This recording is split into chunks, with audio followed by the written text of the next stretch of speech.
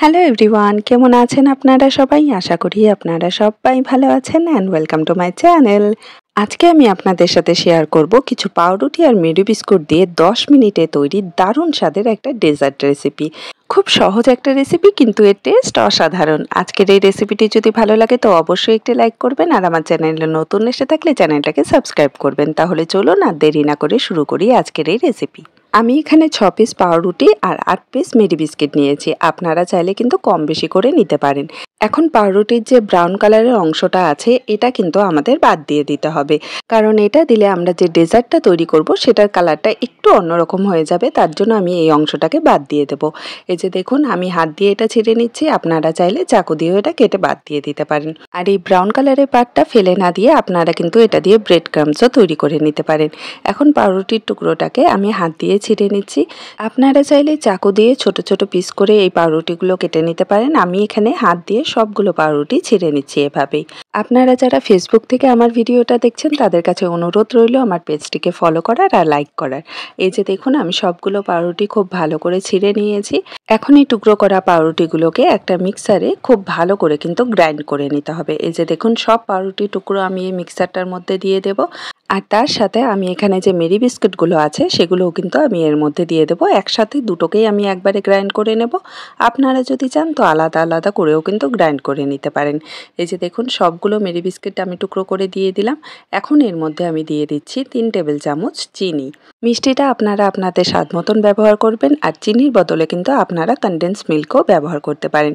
এখন এটাকে আমি 2 থেকে 3 মিনিটের জন্য খুব ভালো করে গ্রাইন্ড করে নেব। আর গ্রাইন্ড করার পর মিক্সচারটা কিন্তু দেখতে ঠিক এরকম হবে। একদম ঝরঝরে একটা মিক্সচার রেডি হয়ে যাবে। এই যে দেখুন, পাউরুটি, মেরি বিস্কিট আর চিনির কিন্তু একটা ঝরঝরে মিক্সচার রেডি হয়ে গেছে, আর চিনিগুলো কিন্তু সব গুঁড়ো হয়ে গেছে।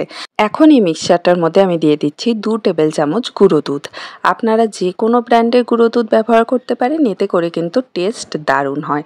আর আমি এখানে দিয়ে দিচ্ছি 1 কাপ দুধ। দুধটা কিন্তু রুম টেম্পারেচারে আছে আর আগে থেকে জাল করা আছে। এখন খুব ভালো করে মিশিয়ে নিয়ে এটাকে আমি আরও 2 মিনিটের জন্য খুব ভালো করে ব্লেন্ড করে নেব।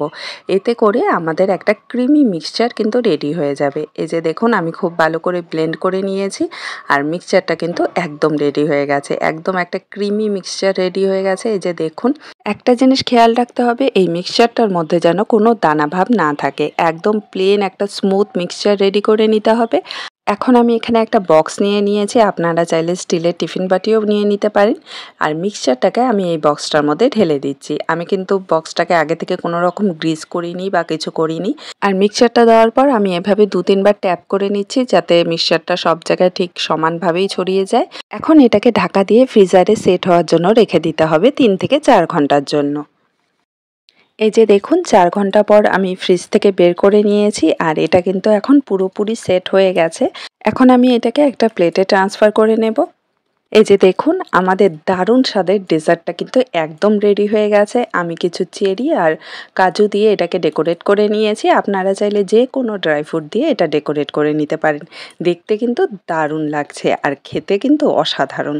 গরমের দিনে যদি ঠান্ডা ঠান্ডা এত সুন্দর একটা ডেজার্ট রেসিপি থাকে সাথে, তাহলে তো আর কিছুরই দরকার নেই। খুব সহজ একটা রেসিপি আর খুব তাড়াতাড়ি কিন্তু এটা তৈরি হয়ে যায়, শুধুমাত্র সেট হতে যতটা সময় লাগে। সকালে বানিয়ে সেট হতে রেখে দিলেই লাঞ্চে কিন্তু আপনারা এই দারুণ স্বাদের ডেজার্টটা সার্ভ করতে পারবেন। আর সবাই আপনার প্রশংসা করতে কিন্তু বাধ্য হবে। খুব সহজ একটা রেসিপি, ঘরোয়া কিছু উপকরণ দিয়ে কিন্তু তৈরি হয়ে যায়। আজকের এই রেসিপিটা ভালো লাগলে কমেন্টে অবশ্যই জানাবেন। দেখা হবে আপনাদের সাথে একটি নতুন ভিডিওতে। ভালো থাকবেন, সুস্থ থাকবেন। Bye bye.